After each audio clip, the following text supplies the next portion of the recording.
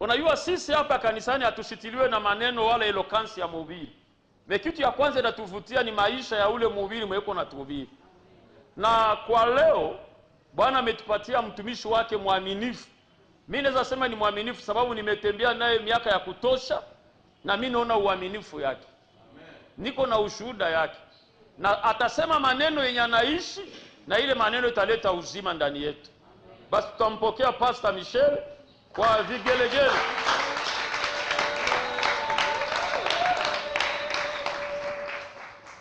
Na shukuru tena na wewe ambao umeacha kazi zako, shughuli zako na kuja hapa ili tupate kupokea neno la Mungu. Na kuna neno ambaye Bwana ametia ndani ya moyo wangu tugawanye katika leo, siku ya kwanza, ya pili na siku ya tano, hata siku ya Jumapili ndakuwa niko hapa. Na mimi napenda unitege masikio. Unaona mtu iko na kuangalia kumbe haiko. Unaona mtu anafungula macho kumbe yeye alishasafiri. Na leo tuko na somo fupi ambaye tutenda kuifungua Biblia yetu katika kitabu ya Ebrania. Hébreux chapitre 12 verset 1-2. Wa Français atatusomea jumena kako watu wanasikia Français sana na Waswahili atasoma ili tupate kusikia nini neno la Mungu linasema mu Hébreux 12. Biblia inasema hivi katika Hébreux chapitre 12 verse yake ya kwanza na ya pili hadi ya pili. Nous donc aussi, puisque nous sommes environnés d'une si grande nuée de témoins, rejetons tout fardeau et le péché qui nous enveloppe si facilement et courons avec persévérance dans la carrière qui nous est ouverte. Ayant le regard sur Jésus, qui suscite la foi et l'amène à la perfection, en échange de la joie qui lui a été réservée. Il a souffert la croix, méprisé l'ignominie, et s'est assis à la droite du trône de Dieu. Swahili. Basi na sisi pia, kwa kuwa tunazungukwa na wingu kubwa la mashahidi namna hii, na tuweke kando kila mzigo mzito na dhambi ile ituzungukayo kwa upesi,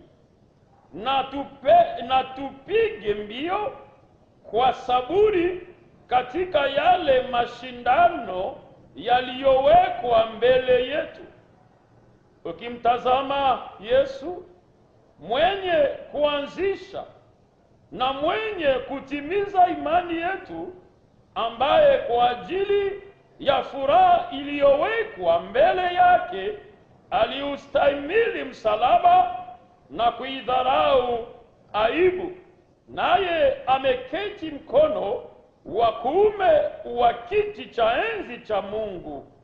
Amen. Amen. Asubuhi ya leo kichwa somo letu inasema hivi, le sacrifice du péché chéri.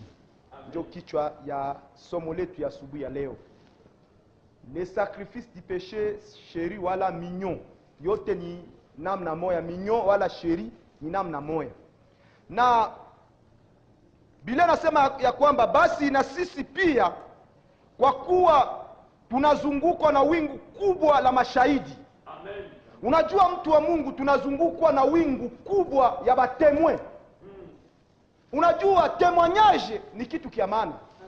Musifate eloquence, ju problème ya leo watu wanafuata français ya mzuri. Bahubiri banasema lingala mrefu, mais problème ni témoignage ya mtu. Inakonte sana. Unajua kila kumile kwenye tuko tunazungukwa na wingu kubwa ya mashahidi. Batu wenyewe biko natuona kwa mbali, karibu na bakituangalia mwenendo wetu. Na haba batu kila wakati tunapotembea, tuko kazini, sokoni, nyumbani, kuna watu biko na kuangalia. Wingu kubwa ya watu biko na kuangalia kwa mbali. Unajua témoignage ya mtu inaenda mbali kwenye yeye yafika. Unaweza kuwa hapa témoignage yako inafika Kinshasa na ungali Goma. Unajua témoignage ya mzuri inaweza kupatia, inaweza connecter témoignage tu ya mzuri. Témoignage ya mzuri inaweza acha mama binti yako anaolewa. Juu mtu anaweza uliza ile familia anakuwa kae, asile famille ukiendako ni familia mzuri, na hii familia ukiendako unapata kasaraba. Témoignage ya mzuri inaweza kuconnecte. Unajua baadhi ya watu wengi tunazungukwa na wingu kubwa ya watu biko natola kwa mbali na kwa karibu, na tunapasha kujua ya kwamba tunazungukwa na watu. Kuna watu biko natufuata kwa mbali, haujue biko nauliza mwenendo wake kwa hivi. Amen. Ndio maana Mkristo anapasha kutambua ya kwamba kila wakati kuna tembea uyo kama kuna zungukwa na watu kuna kufuata. Témoignage ni nguo ya mweupe. Amen. Ikiharibika atopele kulava seke itakuwa na matashi. Unajua témoignage yako ikiharibika hakuna konosi ndio sukula. Ukiharibisha tu témoignage, baba mama, ukiharibisha tu témoignage yako vitu vyote vinaharibika. Unajua hata mchungaji anatujua na anabajua. Kunaweza kuwa mtu mmoja anamwambia niko na bezo ya mtu mmoja anasema nitumikia. Niko natafuta mtu mwaminifu. Mtu mwenye niko na témoignage ya mzuri mkanisa, unipatie naye kwa sababu huyu mtu anisaidie. Atatafuta mtu kwa sababu utakuwa kule atajua mtu gani mwenye atakonekte. Unajua problemi ya watu leo mkanisa biko naingia meba na sababu kama banazungukwa na wingu kubwa. Haiko hii mahubiri ndio utafuata, mais témoignage yangu ni kitu kiama très important. Unajua problemi ya watu wa mingi wanaingia makanisa, mais unapoangalia témoignage yake imeharibika. Hata siku moja siku nauliza watu kule nje wanasema mimi ni nani? Alikuwa anapenda yeye apate identite. Waveni kujamaa wanasema wewe ni nani? Unajua kuna watu wameingia kanisani, mais ukienda uliza kwa veni yake hana témoignage.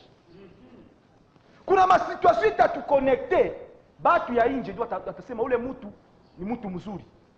Connexion, binti, dada. Batu mingi leo nashinda kuolewa jua nini? Iko na témoignage mbaya mkartier. Basi na sisi tumezungukwa na wingu kubwa la mashahidi, na tutie kando kila mzigo, tule fardo. Zambi ni mzigo ambayo tunaitwa kunini? Kuitia kando. Zambi ni mzigo. Tunazungukwa na wingu kubwa la mashahidi ambayo tunaitwa kila wakati kufanya nini? Kuitia kando. Unajua ukisoma mu Acte chapitre 16 verset 2, nataka kufasiria ile fasi. Paul anafika katika mji wa Listri na Ikoni. Anapofika katika hii mji akakuta disciple moya mwenye alikuwa na mama Muyahudi na baba alikuwa Muyunani Greke ambaye anaitwa jina Timothée. Disciple mwenye alikuwa na bon témoignage. Paulo sana ingia beba alimtémoigner les anciens de l'église. Ndio alimtémoigner kuambia kama ukiana iko na témoignage ya mzuri. Ikamconnecter. Haikukuwa sema Rome mais témoignage yake mkanisa ikafanya bampatie bamprofie Paul Timothée. Paul hakukuwa anamjua Timothée, lakini baze ya kanisa bakasema ukiana mtu mzuri. Unajua connection ya mzuri inaweza kufikisha hata vitu ya vikubwa. Kama kuna témoignage ya mzuri inaweza kupatia kazi, inaweza kupatia bunyumba, inaweza kufungulia milango. Témoignage nini ya mzuri. Lakini leo mtu kunaogopa kupana mtu kukanisa. Unaona kuko naanza sikia haya kupana mtu kanisa juu unaogopa, juu watu wa mingi ni babandi. Hana témoignage. Parce que kwenye bangepasha recruter watu ni mkanisa. Kama kwa kuwa na besoin watu wenye biko fidèle baaminifu ni mkanisa. Mais leo katia frere unalia. Nimewahi kupata mtu mwana tumempatia kazi ndugu, iko napitia shida, iko napitia mateso.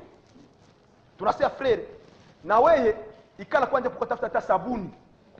Mais frere banamtia mbotiki, una botiki amkwe kitu, makioske hizi amkwe kitu. Frere apenda auze kiatu ya $20. Salary yake haiko hata $20. Anapenda uze jinx ya mzuri. Mais kila wakati ndugu kwa confiance mwenye kioski anakia kuangalia kioski anakuta frere anamtilia makarto, kumbe hamuna kitu. Témoignage mbaya frere. Karto anazitia anazipanga, mwenye kitu sana kia anaingia anasema vitu vinayala humu. Anasema vitu vinayala. Kumbe hamuna, alishamaliza ndani. Unajua leo témoignage watu nenda badada ba mingi baole juu ya nini? Témoignage iko mbaya. Bamama ba mingi ba escrow mkanisa kumpatia franga unalia. Leo mkanisa tunaanza kugopana. Tunaogopana juu ya nini? Escroquerie ndani ya kanisa. Témoignage ya mbaya. Mtu anaweza kuya ndugu frère tunaka na kwa mkanisa mule msante formation chrétienne. Na watu wote polisi ndani ya Kristo, mais kufranga bakipide. Tena bila kuuliza, mnaweza kwa mama mwiko na $100 bwanake anamwachia sana kwa mama mwana mwambie nikipita tu hapa Kisenyi sikanisaidia. Itatusaidia na mimi nitakuwa kutia hata kidogo si kweli. Haulize bwanake, anapatiana msero wa mkanisa. Anatosha $100 anampatia, kumbe anapatia mwizi. Temanyaje yetu inaweza tuconnect, inaweza kupatia maisha. Baadhi ya watu wengi leo temanyaje iko mbaya. Tumezungukwa na wingu kubwa la mashahidi. Tutie kando kila mzigo na dhambi tuzingayo kwa upesi. Hapa ndio niko atasemea sana. Le péché qui nous enveloppe si facilement. Haiko kila dhambi ndio inatuenvelope si facilement. Haiko kila dhambi. Mais le péché chéri ni dhambi ambaye inatudomine. Ni dhambi ambaye baada ya kukatala zingine zote ile moyo inabakia. Watu wa mingi biko na péché chéri. Yenye na tutawala unashindwa kuiacha huko mkanisa. Wewe ndio ulikuwa na 10. Mimi kuna wakia moja. Ambaye watu leo mkanisa biko nasema mtu anaweza shinda njala, mimi hauzi shinda asifanye dhambi. Asema mtu anaweza shinda njala, lakini dhambi ile péché chéri inadomine. Unakuwa esclave wa péché. Kale kamoya noza ubiri mzuri, mimi kuna péché chéri yenye kala maisha yangu. Kuna watu mkanisa nao basha comprendre. Ase mzee anakuwa tu ile moya yake. Kani impudicité na watu iko nyuma. Ase mtazoea tu vile basi. Nani mwako ina kaki? Kale kaki, wenda we ni wizi. Wenda we ni masonji. Wenda we ni chuki, hene, tribalisme. Huko mkanisa, kamoya kenikala ndani yako. Aseme ni dernier rempart ya shetani mu maisha yetu. Baada ya kumfukuza, anapokosa nafasi ya kuikala, anajirecoquevie. Anajiunga mpeshe moja na kuwa peshe sheri. Njo lie, yenye kunafunga watu wa mingi mkanisa. Peshe moya, mtu iko mkanisa me, iko na dhambi yenye, alisha tubu. Anoza tubu asubuhi. Ikafika 14 anaanguka. Tena magharibi, tena analia na jisabia na jikubali. Kisha tena anaanguka. Mwezi, miaka, meme situation, tuku tunaona makanisa. Probleme haiko mwaka kumalizika. Watu wa mingi walikuwa banalani 2017. 2017 ingeisha basi, ma situation aziko, manani haiko. Mais le péché chéri ko plus que les sorciers mu maisha yetu. Tunatafuta ba sorciers, mais péché chéri ko plus que les sorciers. Plus que malien. Parce que leo somo zenye zina power, ukafundisha watu juu ya malien. Mais hawaangalie péché chéri. Ile nyene kala maisha yako. Umeikalia siku za kutosha, unaweza omba, unaweza funga, unaweza hubiri mzuri, unaweza imba, lakini ndani yako kuna fardo. Kuna kitu ambacho unachunga, kuna deni ya shetani yenye uko nayo ambaye imefunga maisha yako. Unajua watu biko makanisa washazoea. Ministeri situdanganyi, kazi situdanganyi. Amen. Jua watu waamini biko makanisa asisi utumishi haiko laisser passer taba watu mbinguni. Hapana. Haiko mama kiongozi ndio taba watu mbinguni. Haiko mwimbaji ndio taba watu mbinguni. Lakini watu waliofua mavazi yao kwa damu ya mwana kondoo. Watu waliookoka kwa kweli. Hapana hii ya mizaa. Yetu tunaona leo makanisa. Watu ni iko na péché sheria ambayo imemkalia, imemdomine. Ameshindwa kuacha. Unajua probleme mkubwa ambao tuko nao makanisa. Watu wa mingi, Biblia inatuambia kwamba haiko kila dhambi ndio inakuangushaka. Unajua yenye inakuangushaka. Ile moya ushakuwa esclave wayo. Unaweza tubu leo. Kila mwezi unatubu, kila mwaka unatubu, même péché iko ndani yako. Unajijua. Mais nitaka kukwambia asubuhi ya leo, ile péché iko plus que les sorciers. Kati unatafuta shule ishakuwa message mkubwa ni balozi, mabifungo. Mais banasababu kama le péché chéri yenye kunafanya usiku na mchana inaweza kuwa blocage. Unajua tumeitwa tunaweza dumu katika dhambi. Tumedumu, tumeikala, tumedemere mpeshe moya. Mais tunashindwa kuileta kufanya nini? Kuisacrifier sur l'autel de la croix. Pale ndio tunapasha leta les dhambi, kuisacrifier. Par la foi. Mutaniuza aje mwalimu. Tutakamata les dhambi kuileta kuisacrifier par le côté de la croix namuna gani? C'est par la foi. Amen. Ni kwa imani tu tutafanya ile kitu. Unajua ukisoma Nombre chapitre 21 nda expliquer le page. Unaanzia ku 7 mpaka 9. Amen. Ilikuwa probleme siku moja Israeli banatoka kwenye mlima Hori bakipitia njia ya bahari ya Shamu biko taenda kukamata mji banaita Edom. Sabiko banaenda batu bakakufa moyo bakakwazika juu ya safari. Unajua problemu ya Israeli ilikuwa nini? Batu wakaanza kukwazika. Safari tufike. Paske Mungu angefikisha Israeli na habayamuelewa Mungu. Ilifale Mungu abapitishe mwansenyema. Unajua situation yetu, maisha yetu, Mungu akupitisha mwansenyema. Juu tumuelewe Mungu ni nani. Kuna situation yenye unaona Mungu anapermete wake kwanja ndani, kesho sianguke. Na ilikuwa mpango wa Mungu wafanye 40. Na sabiko banaenda batu wakaanza nungunikia Mungu na Musa. Ile kitu ikamletea Mungu hasira. Mungu akatuma nyoka zianze kubaluma. Sasa nyoka zinaanza kubaluma, banaona hapa ni hatari. Una kifo nafaa watu watubu. Ndio. Unajua hata mkikuwa katika hatari, unasema Yesu wangu. Unakutaka hata mabato, batu wenyewe bayo Yesu wakati ya hatari kifo inafanyana ita batu bamwite Mungu. Ataba mizirma. Batu yote ile wakati kila mtu anakuwa mudanje, Yesu wangu. Sasa aliona batu wanaanza kufa. Ikabarudisha murezo wakasema hii afera iko blague, faut tuende tutubu. Paske Mungu anapenda roho yenyewe inatubu. Roho inatoka ndani. Bakarekonete bakamwendea mtu wa Mungu Musa, bakamwambia tulimkosea Mungu na weye. Paske tulinungunika. L'ingratitude ni kitu kibaya. Amen. Kama Mungu anakufanyia kitu kidogo, unapasha kuwa na shukrani. Kuna kitu yenyewe Mungu amefanya. Mungu alikuwa ashapatia mana na aliwapatia na kwale. Na walikuwa wanakula, roho yao haikutosheka. Tuna watu hapa biko baingira mbele ya Mungu. L'ingratitude iko zambi. Sasa nyoka zinaanza kubaluma wanakufa, bakaangalia akasema tutadai hapa. Roho ikabarudia kutuba akasema hakuna kitu kile kinarudisha hasira ya Mungu sawa vile repentance. Kama tabembeleza Mungu, ushuke tu. Hata hasira yake ilikuwa yule, atarudisha roho. Yeye ni baba. Amen. Sasa anaenda banamwona Musa. Banamwambia tulikosa. C'est vrai hivi mnatubu ndani. Sijue zambi gani uko nao hapa dada. Sijue kitu gani ukatubu toka ndani. Biblia sema hata zambi zenu zilikuwa nyekundu kama damu. Amen. Yeye atazigeuza meupe kama nini? Kama theluji. Amen. Roho ya nini? Ya kushuka. Sasa anamwendea Musa. Musa akakonsulte Mungu. Mungu akamwambia nataleta solution. Anamwambia Musa, jenga nyoka ya shaba na utie kwenye mti. Na kila yoyote atakayetazamia ile nyoka ya shaba, hata akikuwa lilumia, ndio atakuwa amepona. C'est par la foi. Wakati nyoka ilikuwa imekuluma, ukatazamia tu nyoka ya shaba, ukiangalia, ulikuwa unapona. Ataishi. Imani ni wazimu. Unajua hiki tuleta hata problemi wakati moya. Mungu haiko Mungu wa maformule.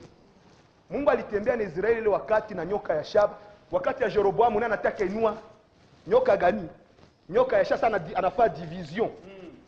Anafanya division kisha anataleta Mungu haiko Mungu wa maformule. Utaona Mungu ataleta kanisa mzima mko mnaleta mabidio ya mai. Kama leo anaso orienter mtumishi, leo mke muniguse tu Mungu atatenda muujiza. Basi itakuwa kesho ndio atakwambia muniguse. Haitakuwa formule. Leo tunaona kanisa mzima na mabidio ya mai.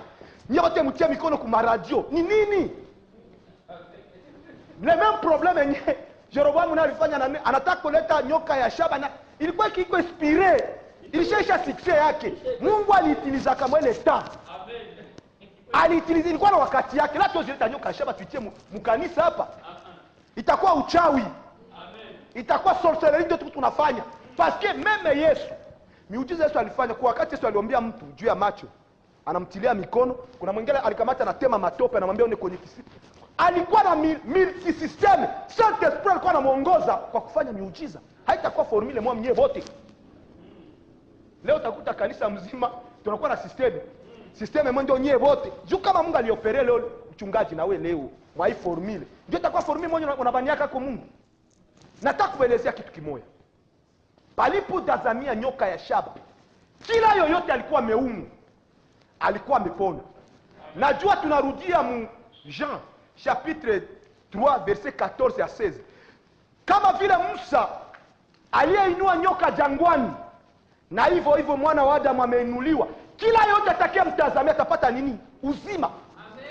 Unajua le péché ilifanya mort spirituel, kifo ya kimwili, ya kiroho.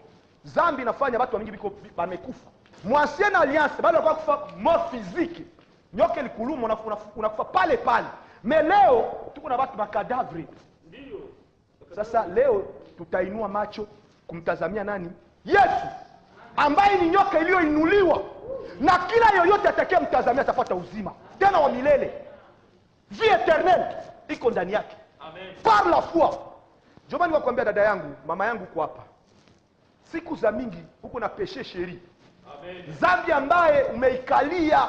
Amen. Umeshindwa, umetubu wewe mwenyewe umeshindwa, tutaileta wapi kwenye madhabahu ya msalaba? Tutamtazamia nani? Kristo. Yeye ambaye ana uwezo juu ya maisha yako. Tati zani unikala mkanisa, unajijua zambi gani? Wivu, chuki, urozi, kolere. Kuko watu akisirika. Nasikia mtu mwana fa nyumba 3 mois bibi na bwana biko mnyumba mwasi biko mkolere. Mko ba Kristo wala mko ba pagani? 3 mois bibi na bwana na biko nakio kanisa na kuna sene. Hapana kudanganya watu. Mwache ile mamizaa mkanisa. Biblia inatuambia mtu anaweza uzika, mtu anaweza kasirika. Efesie 4:26. Efesie nasema tunaweza sirika, jua lisishuke kabla tungani na tambi ya makuple. Kuna makuple hapo anaweza kala hata 3 mois biko tumle bibi na bwana, kila mtu mama iko tu mule nikikala huyu hakuna kila tena wanakuja hapa wanafanya nini? Ni kusema ni SMS tu. Kuna makuple biko na maprobleme. Amen. Tunaweza sirika, ukimkuta mimi natomboka sianguka. Sianguka ndio Biblia inatupatia. Eba mama, mnisikie kwa ndio. Kama makuple, kama unakuta hapa natomboka hayanguka d'après tout. Iko nataka kutengeneza nini? Mais attitude sasa niko manyumba ya baporo. Watu wanafanya hata 3 mois. Kolera iko tu pale. Koto unasirika. Unakumbuka watu wa Mungu. Péché chéri yako ni nini? Nini yenyewe unapenda? Watu wametemere mwa hii péché yenye shakuwa seme mtu hawezi shinda, anaweza anguka leo, anaanguka kesho yake. 2017 yote ilimalizika niko na ile péché. Akawaza mwaka imalizike mbio. Ndakwambia consequence yake. Kwa sababu iko na consequence. Leo kama una watu kunazunguruka leo makanisa, leo biko huku probleme nini? Péché chéri. Tunatafuta sorcellerie mbali, mais ndani yetu tuko na plus que les sorciers. Ile péché ni unaikalia maisha yako. Yenye inakugandamiza. Unajua ignorance inauaka. Amen. Ndio basi. Ignorance watu wa mingi wanakufa juu ya nini? Ya kutokujua. Parce que l'ignorance bangala nasema eza liwa ya ndambo. Asurisha kufa nungali mzima. Huko tu naishi juu ya kuja kutokujua ulishakufa zamani. Vitu vya mingi wenyewe haujue, ulishakufa tu tuna tukadavu iko atendea. Mais juu haujue. Na hii péché tuko na 10 conséquences ambaye péché inaleta maisha ya Kristo. Na biko 10 conséquences. Yenye hii péché yenye tunaikalia inaleta maisha yetu. Amen. Amen. Biblia inatuambia kwamba basi na sisi tumezungukwa na wingu kubwa la mashahidi. Amen. Tieni kando kila mzigo mzito. Tieni kando, rejetez tout fardeau. Ndio français la rejeter. Kurejeter ni fani kani kuna ina ni kutupa na rejeter. Tout fardeau tunaitupa. Hapana, haiko kupakia nayo. Watu wa mingi biko na vitoba na makia. Abaya tupaka. Kuko mtu pitike mkanisa iko nayo tu hivi. Na ningia mkanisa anauza imba, anauza omba. Kuko mtu mwiko na bongo ya kurogewa. Asisi Mungu anasaidiaka. Kabongo kaduka anasaidiaka. Na biko na maverse satanike. Yona ka verse kama nakutaka kuprouver na ka verse kama se. Unaona verse. Bongo ni kusaidia, nijisaidia. Conséquence. Si conséquence ya péché chéri, mu maisha ya Kristo ba mingi. Tunasema ni rejetons, unatupa. Les péchés qui nous enveloppent si facilement. Haiko kila zambi. Wenda mimi naweza kuwa niko impidike, siku msema bongo. Na mtu mwenye iko na ile zambi anaweza watoto liko saa yeye. Basi mle mkanisa. Basi kuko mzima. Kuna ndugu moya aliwahi kutupatia wa mama aseme basi ile mchele iko nabaki bauli mle mkanisa. Asi kuna fulani na fulani bibi yake. Unajua uchafu yako haiko ndio kila mtu, hapana kuwazia. Unaona watu wanaishi peshe sheri, banaza watu iko saa hapo. Ndio vile watu wa mingi wanakuwaka. Unaweza kuta korale mzima watu wote unakuta kila mtu kuna yake. Na wanachukuliana kabila. Sasa wewe unakuwa msema bongo, mimi hata ukinikutana MPDC unasema sisi ni udhaifu. Basha atia peshe sipatia nini? Udhaifu, faiblesse, mkanisa. Banipatia nini? Jina udhaifu. Mais tunaignore nini conséquence yake? Tuko na 10 conséquences. Première conséquence ya péché chéri, il a retardé nini? La destinée. Première conséquence ya péché chéri, il a retardé nini? La destinée. Hiki tu ni hatari. Mungu anaweza kusudia kutendia mtu da 4 ans. Mais à cause ya péché chéri, même mtu anademeure kwa attaché naye. Kitu ataenda kufanya après 10 ans, 15 ans. Dieu a retardé nini? Destiné ya mtu. Tenda kusoma Genèse chapitre 17 verset 1. Genèse chapitre 17, tutasema verset 1. Inasema hivi. Lorsqu'Abraham fut âgé de 99 ans, l'Éternel apparut à Abraham et lui dit, je suis le Dieu tout-puissant, marche devant ma face et sois intègre. Amen.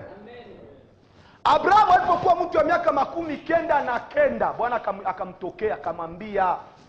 Alipokuwa mtu wa miaka ngapi? 99, Bwana akamtokea sema tembea mbele yangu.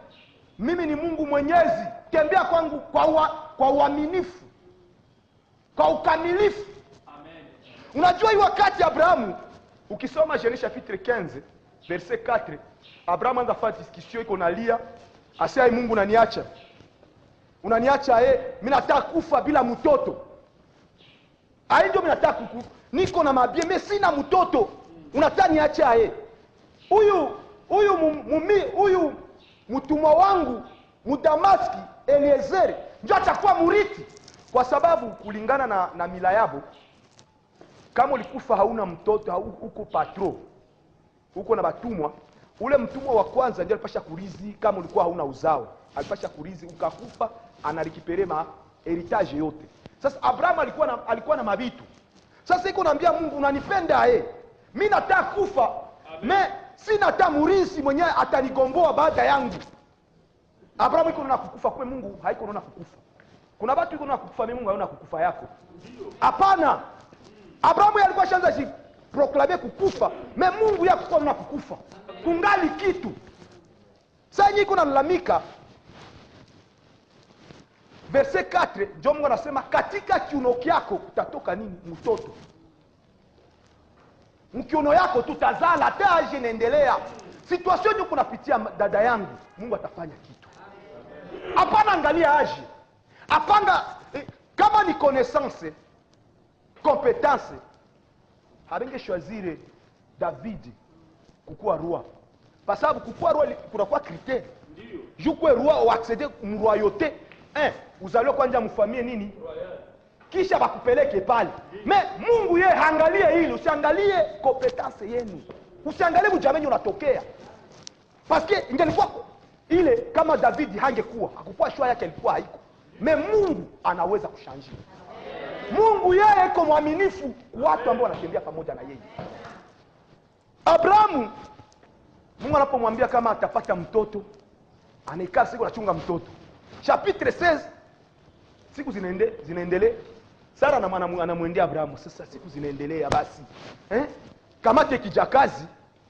Hapana, haiko kila mulango yenye tafungulikana ndio solution, ndio mapenzi ya Mungu. Amen. Yuko watu hapa biko nasema unaona siku za kuolewa zinapita, hata kimizima kikatokea, mimi naenda. Basi kila mulango inafungulikana ndio yenye Mungu anapermettre. Watu leo abaulizaki. Abrahamu sana sikile solution ya mtoto hakukonsulte Mungu. Akasikia sauti ya bibi yake. Na huko asikia sauti ya nani? Sababu tunasikia sauti ya nani? Nani ndio mnasikia saa hii conseiller wako mko nasikia bila kuuliza Mungu? Abraham anasema iko sasa solution hii. Njoo ya mtoto. Mungu alisema mshapitre 4 mkiunangu mtatoka mtoto. Njoo huyu. Hapana, Mungu alikuwa na msara. Hakukuwa naona mwagare. Amen. Mungu alikuwa na msara ndio mtatoka nini? Mtoto pamoja na nani? Na Abrahamu. Amen. Saa mlango inafungulikana. anasema kusa ndio solution. Abrahamu hakwenda uliza Mungu. Mara mingi anaenda uliza Mungu, mele siku anasema ndio problemi tuko na mkanisa. Watu wa mingi vitu yenye hata yenye ya mwili, matendo ya mwili, wala vitu yuko mvolonté mkote yabo. Habaulize Mungu. Unaona tu mtu yepeka anakamata solution, atakia informer ndio Mungu. Anakamata tu solution, kisha utabadilisha Mungu mwenyewe kukua ndani. Unatabisha Mungu mubyako. Ndio problemi tuko na mkanisa. Tuna tu seremona kwambia basi nishaenda basi niliona basi nirendere tu yule bwana aliniambia atatoa mali nyuma. Mkaanza mnakuwa vya vile. Osio moto nirendere kwanja atakaleta mali nyuma batu. Unajua shetani komba. Unapenda kurukia mavitu amuye vitu wenyewe mko narukia. Amen. Unajua katu tunasema juu ya destiny, ina tarde destiny. Mungu anaweza tenda après 2 ans kuna kupreparer kufanyia kitu kikubwa. Mais à cause ya péché nous ko attaché musiri watu hapa na masiri hawezi kutupa si atoba ite kuka péché kama iko nako tu aseme hii yangu siwezi acha mais ni danger. Angekuwa mgeni wa nani? Abrahamu akuuliza ta Mungu. Abrahamu anarukia anapata mtoto Ismaeli. Probleme kwa Ismaeli, probleme ni zambi yenye iliingia. Ismaeli iko probleme na tusifundishe mubaya. Watu iko na hapa kuko watu wenyewe biko na Mungu anakuwa watu modele hapo. Wenda ava wokovu ikusha kuwa na watoto 2 moya. Meba mama seme il faut kuwa Ismaeli kuna probleme na wewe. Iko na probleme na wewe. Tuwe watoto baba na walizala watoto mbele tuwakati. Hapana tusifundisha vile. Iko na probleme na wewe. Sasa Abraham hii kitu ikafanya nini? Kaleta probleme pamoja na nani? Na Mungu. Kulikuwa silence ya 13 ans. Amen. 13 ans ya nini? Ya kimya. Kimya. Mungu haseme na Abrahamu. Anatarde nini? Benediction. Parce que Abrahamu angetembea mvolonté ya Mungu. Wenda angepata Isaka mbele kwa wakati unaofaa. Amen. Kwa wakati probleme nyuko nayo inatardi. Péché nyuko ikala nyuko natardi na rudisha baraka zako. Tunatafuta ba sorcier. Mais sorcier mkubwa mwenye anafunga maisha yako ni le péché chéri. Amen. L'impudicité, jalousie, haine, tribalisme, mensonge. Na vingine unayua. Ndio vinafanya nini? Vinatarde destiny yako. Unajua nampenda Joseph mu Genèse chapitre 39 verset 9 8-9. Jia inasema Genèse chapitre 39 tunakamata 8-9. Joseph banamuleta munyumba Potifar. Potifar hakuwa mwendre. Alikuwa chargé munyumba, alikuwa mtu mkubwa, tena mchawi. Mais sasa niko nasikia watu wako nasema sasa balozi wanafunga benediction yabo. Mimi niko nashangala. Joseph aliende kala munyumba nani ya mchawi Potifar, hakuwa mwendre. Sasa yenyewe mko nasema bachawe batu unaanza kufunga tena batu mchawi asifanya kitu wakati unatembea na Mungu. Kuna senyema moja ya mbaya. Mungu wetu akwenda nguvu. Mungu wetu awezake. Sasa analeta Joseph mnyumba Potifari. Mungu alikuwa pamoja na yeye. Mungu destiny ya Joseph ilikuwa kwa premier ministre. Kwa ile ndoto aliyoipata. Ndio Mungu alikuwa anamwangalia. Mungu alikuwa anamtazamia premier ministre. Mwenye atakuwa siku za kesho. Kwa ile wakati alikuwa yakuwa hai. Biblia inasema kwamba bibi wa bwana wake akapatana napata master, akazana napata mwanaume. Ukisoma ile verset 8 kunasema nini? Hakuna aliye mkuu kuliko mimi katika nyumba hii. Amen. Wala hakunizuiza chochote ila wewe yu mkwe wake. Mkewe wake. Hakunizuiza. Niko chef wa hii nyumba. Wewe hakunipatia permission yako. Nifanye uovu mkuu namna hii nikamkosea nani? Mungu. Batu gani leo baoni? Mtu anayaka tafaza mjo atatubu. Unajua péché iko sasa vile chauffeur mmoja anafanya accident. Nani maana anatarishaka accident barabara? Chauffeur gani? Maana la mkase leo apare ba chauffeur ya Kongo.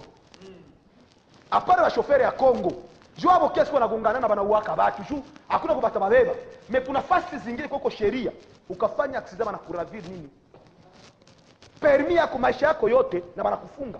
Juu via mtu hailinganishe na kitu. Juu Kongo hapo kuna ababiani watembeza hapo, najiuliza ni bazimu sapilo na yala.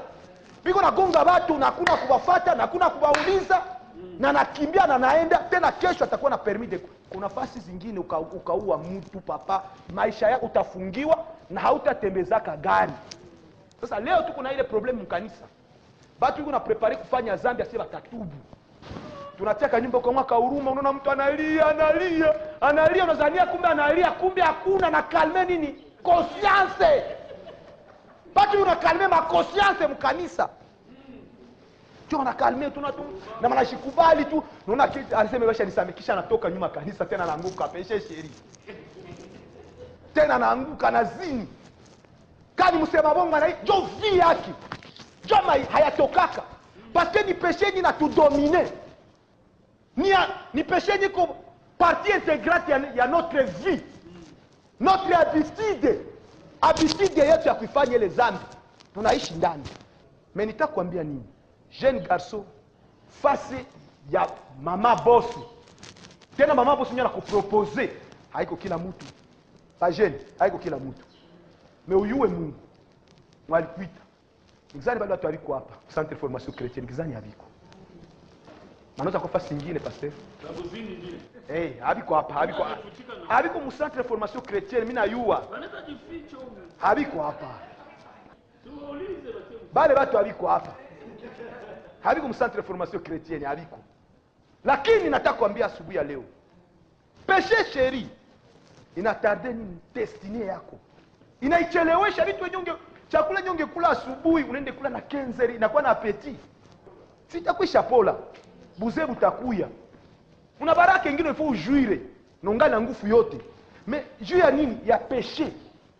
Batu wa mingi banekala mkanisa, banaimba, banahubiri, banatoa, mais kuna zambi yenye bane iko temere muabo, hawapendi kuacha. Hii ni konsekansi ya kwanza. Deuxième conséquence ya péché chéri, ina faire avorter le miracle. Ina faire avorter nini? Miracle. Mimba ya miracle nini? Inabomoka. Tena kusoma Genèse chapitre 3 verset 23, ni verset moi passe pas de sommer. Et l'Éternel Dieu le chassa du jardin d'Éden pour qu'il cultive la terre dont il avait été pris. Amen. Amen.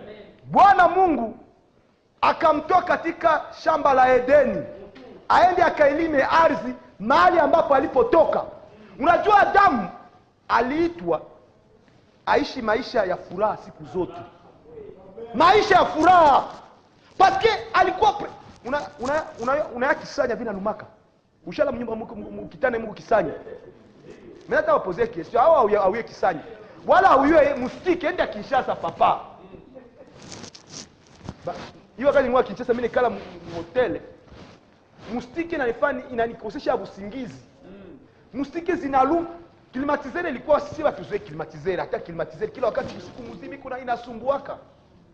Mustiki usema nizituma za mapepo. Niko unaua hivi unaua hata 5 damu ziko kumikono. Unaangusha hivi unakuta mustiki zinakusham Kinshasa. Avant shite mustiki ikupuaka. Basi bisanya bilikuaka. Batoza kwa hapa sema bayabionaka. Mais tukifaa contrôle hapa mawitanda ta regretter. Tuta regretter hapa. Kwa bashazoea. Wanasema ni rafiki wa karibu. Amen. Natasema nini? Parce que alikuwa prévu kuishi maisha ya raha. Viete munani mwede. Adamu hangechokaka. Adamu hakukuwa na maisha ya tabu. Kuna watu Mungu amebalogota chini, anatosha alogota nase.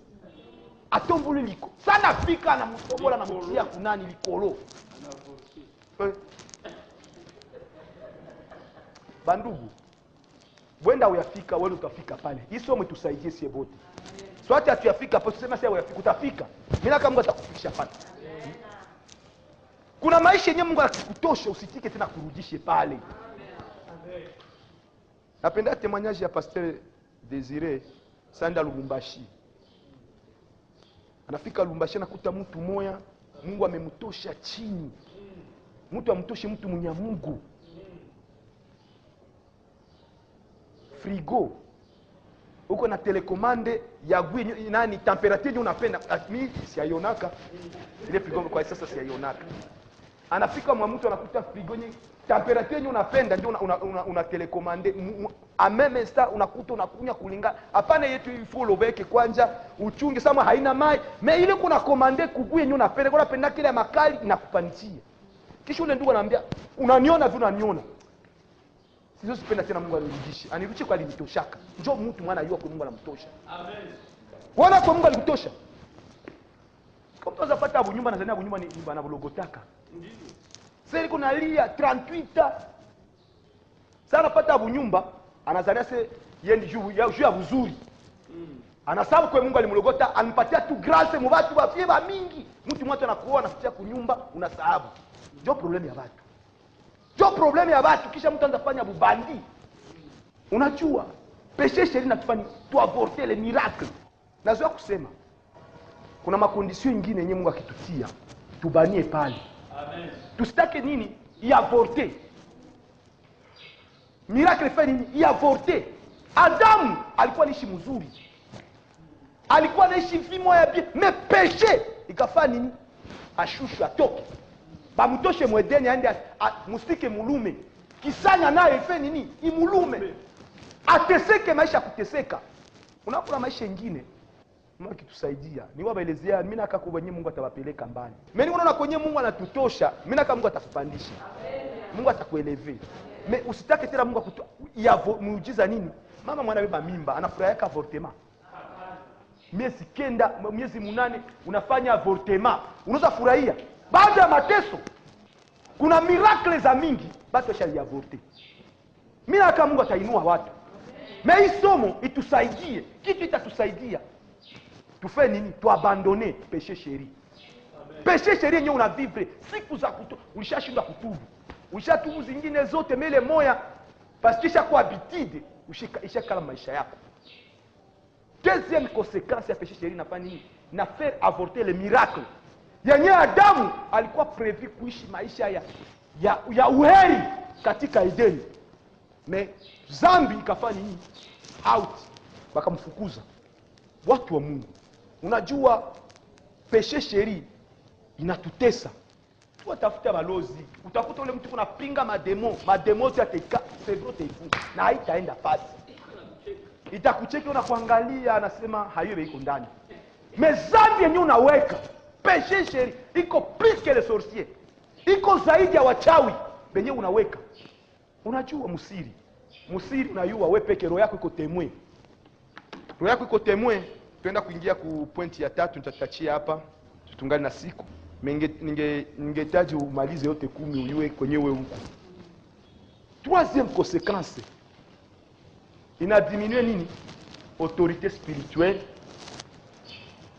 na puissance spirituelle. Péché chéri. Ina diminuaka, inaipunguza.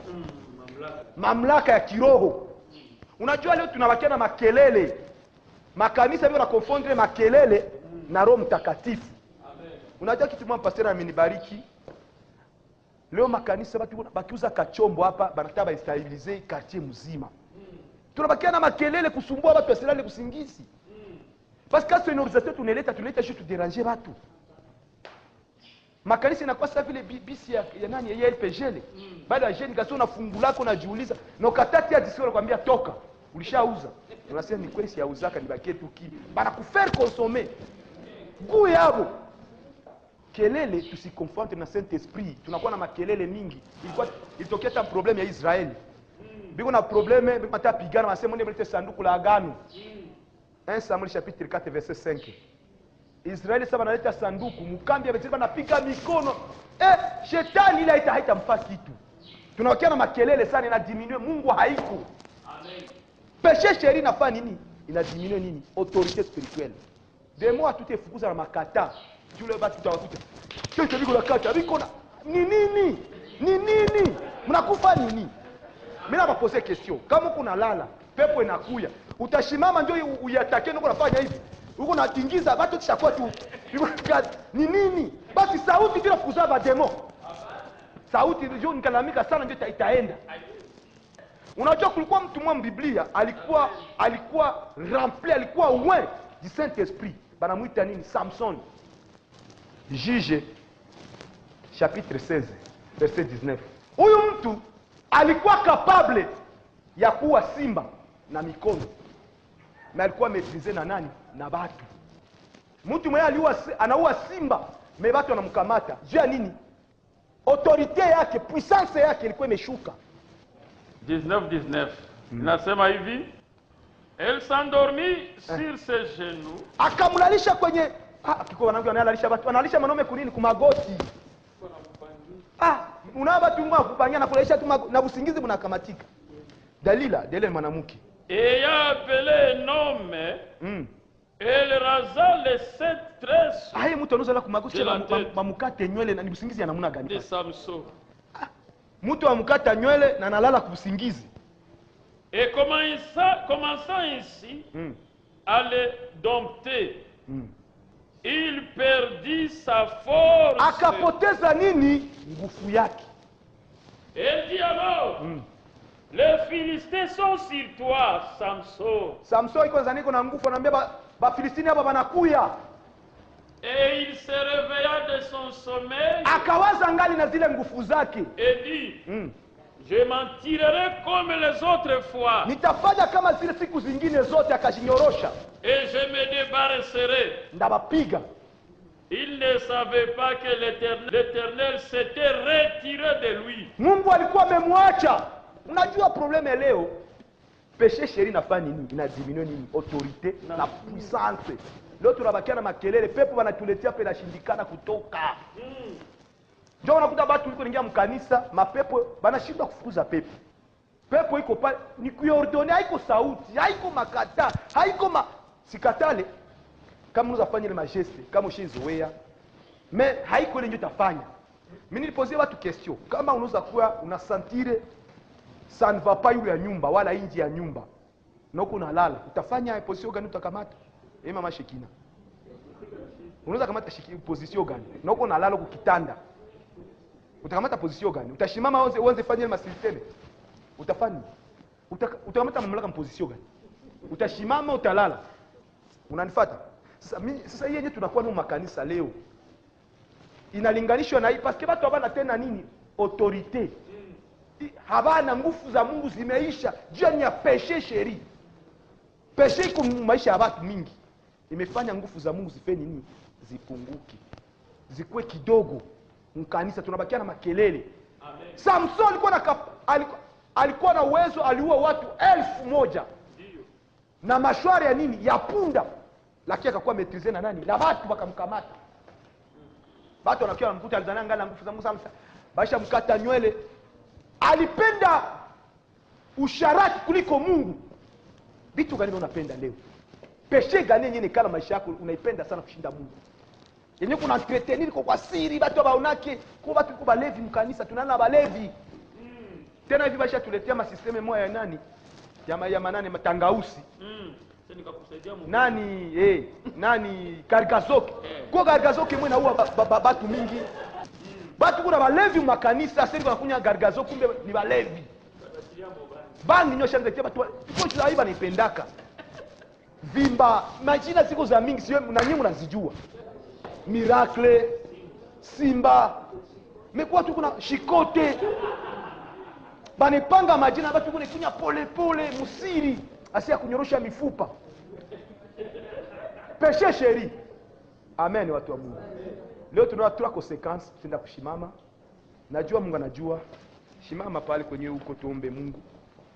Unajua? Najua siku za mingi. Unajua wewe pekee kama ni hasira, kama ni kiburi. Probleme haiko maisha yako, haiko vile vile uko unawazia. Yenye inafanya maisha yako uko ya kulia. Ni ile dhambi. Péché chéri yenyewe ulishatrain siku za kutosha. Ushajikomprendre unasema hii ni yangu. Lakini tuenda kumomba Mungu atusaidie. Mungu anatujua, anakujua. Utaambia Mungu akusaidie. Sikia kwenda mdimasio ya yulu. Sikia kumwambia Bwana niko hapa. Uende kwenye msatazamia Yesu. Biblia inasema ya kwamba kama vile Moizi alinua nyoka ya shaba Hivyo hivyo mwana wa Adamu ameinuliwa, kila yote kie mwamini asipotee. Angalia peshe yako ni gani, mwambie Bwana kusaidie. Karibu kwa maombi, karibu kwenda kumwambia Mungu akusaidie. Karibu kuomba, sikia kuomba Mungu, sikia kuomba Mungu. Baba, tunakuja mbele zako. Wewe ndio Mungu ambaye unatujua. Wewe ndio Mungu unajua maisha yetu. Wewe ndio unajua Bwana peshe ambayo imenifunga. Bwana unisaidie, unishike mkono Bwana na peshe sheri hii ambaye Bwana imefunga maisha yangu, hii ambaye Bwana imekamata vi yangu yote Bwana, na kuomba unisaidie mwamba. Saidia taifa lako tena asubuhi ya leo, watu wako ambao wamelisikia neno hili, watu wako ambao wameleta zamba hii Bwana kwenye mazabao ya msalaba, wameileta ile sacrifice minyo ambaye tumeleta mbele zako Bwana. Asante kwa neno hili, asante Bwana kutusaidia, asante Bwana kusaidia taifa hili katika maisha ya dhambi ambayo unapitia. Mungu wa neema, saidia watu wako Baba. Biblia inasema katika shida ulituma neno likaponya Israeli, neno likaponya ikuple, likaponya wa baba, likaponya vijana, likaponya wa mama Bwana. Mungu wetu tusaidie Baba, tuko hapa mbele zako Bwana, tusaidie, tuko hapa Bwana, neno hili tufungue, neno hili tusaidie, neno hili pate nafasi katika maisha yetu. Asante kututumia neno, tunabariki jina lako Mungu, tunasema asante Bwana kwa kuwa uko mwaminifu na wa haki. Tunashukuru Mungu kwa jina. Tushangilie Bwana kwa makofi na vigelegele. Bwana asifiwe. Najua ya kwamba uko unanifuata na umesikia, na wako wengi ambao watatufuata kwa njia ya radio watasikia, na wako wengi ambao wanatembea na peshe sheri, baisha panga majina na bakaentretenir. Mhubiri ametufundisha mambo haya, na yuko unanisikiliza, na ingekuwa vizuri kamate hatua, na hii semene napenda tumsikilize, maana tutafika naye mpaka dimanche hii. Dimanche ijayo itakuwa tarehe gani? Itakuwa le 4 mars. Mtumishi wa Mungu ataconclure somo hii. Hii somo iko baraka sana. Ushuhuda. Biblia iko nasema ushuhuda inashinda parfait ya bei kali. Kuna watu wanapenda jiparfumer, bananuka parfait mais banaoza témoignage. Tuko na besoin ya Bakristo benye biko na témoignage. Sasa ile walikuwa nasema wanaangalia ba disciple ya Yesu, wanasema hapa banatembea saa yeye, wanaongea saa yeye, bataitwa wa Kristo, maana ni wanafunzi wake Kristo. Mhubiri anatufundisha sema juu ya témoignage. Biblia inasema Samuel alikuwa na témoignage, na Samuel alimalizika, alikufa neko na témoignage. Uwe na témoignage, kesho uwe na témoignage, na ukufe uko na témoignage. Samuel sema anamtosha kukiti. Samuel anabauliza devant le roi, mbele ya mfalme na mbele ya mpakaliwa mafuta wake, nani mwenye nilihukumu kwa njia ya magendo, wala nilinyang'anya mke wake wala mbuzi yake? Israeli mzima bila kufanya concertation wala kampanye, batu bakalamika, hakuna wetu na kuyo kwa mtu mwaminifu. C'est facile balamikia mtu vile. Amen. Ile ndio maisha oishen, umalize nao safari yako ya kwenda mbinguni. Huyu bwana mimi nazoea bambia ni mtumishi wa Mungu. Utumishi haiko kelele na kujipatia majina mingi mingi, wala haiko batu biko nyuma yetu ndio wanatuonesha kama tuko na Mungu wa kweli. Meile tunafanya pamoja na Mungu. Amen. Amen. Amen. Ni mtu mnyenyekevu. Tena hii yenyewe iko nasema ni maisha yake. Bwana asifiwe. Amen. Ukiwa mufate usikose kuja. Péché ina retarder destinée yako. Abrahamu mtu mwa baba wa imani, me juu ya zambi akamata kijakazi, ili mkreye 13 ans ya silence Mungu aseme naye. Kuna watu biko Mungu aseme tena banao. Bananiza kwa biko na ubiri me Mungu asemage nao. Banaimba Mungu asemage tena nao. Banamwenda na Mungu saa ya zoezi ya habitude. Juu ya péché chéri. Anasema ile péché inavorte miracle. Miracle lishaanza, unafanya désordre inavorte. Na mtu mwenye aliavorte leyeta anaigabulaka au anaiuzisha au anaichunga, siwe kama iko na neema tapata mwingine. Angalia depense mtu alishafanya kisha na avorte. Amesema kitu ya tatu, inapunguza nguvu ya Mungu. Zambi za sirisiri. Munisha anasema ase zambi zenu za sirisiri ni mbaya kuliko ukimwi. Amen. Asa hiyo zambi ya sirisiri iko mbaya kushinda sida. Watu wanaingia mkanisa, mimi niko nabangalia hivi. Ana mtu mali kimbia kwa kanisa, sisi hatuko tunaimbisha nyimbo ya kutubu mbele tuanze ibada. Asa ifo tunakia mkanisa tunaimba nyimbo makila mayeswe. Bana wenye wiko naimba vile ni babandi, hawashanje hata kitu moja. Kitu inashanje watu ni kusikia message saa hii pastor na ubiri, inagusa moyo wako. Juu neno la Mungu inashanja kavitu. Unajideside wewe peke na sasa pastor mimi natubu. Nakumbuka siku nilikuwa nafundisha mkanisa juu ya msamaha. Niliona mama na ile siku kulipitika vitu vya ajabu. Acha niwaambie kitu. Leo tunaingiza kwa wakati kidogo. Nilipaswa hubiri, mimi nilizoea kukia mkanisa mbele ya wakati. Niko naikala mkanisa, niko na prepare message. Asa nitoke niende kwa pastor, basoda bana nikamata. Escrow we mwizi. Ninaambia mie asoko mwizi. Pale ni 1993. Nilikuwa natumika mkanisa yetu, tulikuwa naingiza de kilte dimanche, kilte ya kwanza na ya pili. Kanisa mkubwa. Mimi naambia mimi si aibaka, bana sema ni uko mwizi. Tulikuwa 10 na frere mwa mkanisa ni mwizi na tuyu. Iko na zambi yake ya siri. Alikuwa mwekunda sami hii. Ile wakati yangu nilikuwa mwekunda sana. Amen. Basha ni bani? Ninawaambia haiko mie. Bakakimbia ende ambia pastor, juu nyumba yake ilikuwa sasa vile hapa niko hapa na pale kwangu. Pastor anakuja asema mtumishi nini? Ase mtumishi huyu mwizi, huyu escrow. Nilibonesha mu Biblia yangu mjina yangu Desire, banasema mnashanja kama jina nyewe escrow. Alafu pastor anawaambia, "Mko natafuta nani?" Ase tuko natafuta fulani. Ase ngoja ndabonesha hai. Mimi siwezi kuchika mwizi mkanisa. Mwe muikale tu mkanisa, huyu haiko mwizi, huyu ni mtumishi wa Mungu. Muikale mkanisa, sana ingia ndabaonesha hai mie peke na ndabapai. Amen. Juu pastor wangu akawa penda mizaa. Ndio mimi nawaambia watoto wanafananaga baba. Ukiingia mkanisa pastor ni msharati, mtazoea msharati. Ile dimanche, ile vendredi, il faut nifundishe sur le pardon na Mungu ananianzia komi. Pastor ananiambia ungali utafundisha, mimi nasema juu ya nini? Ndafundisha tu. Nisha basamee. Sasa mimi nahubiri na wale watu biko mule. Na ule bwana sasa aliingia pastor akawafanya hivi. Mimi nahubiri, kumbi kuko mama tuko naye mkanisa, ni tunamwamini sana. Ni mama mtulivu, mama mzuri. Alishauza sumu. Ataipatia mtu kesho. Niko nahubiri juu ya msamaha.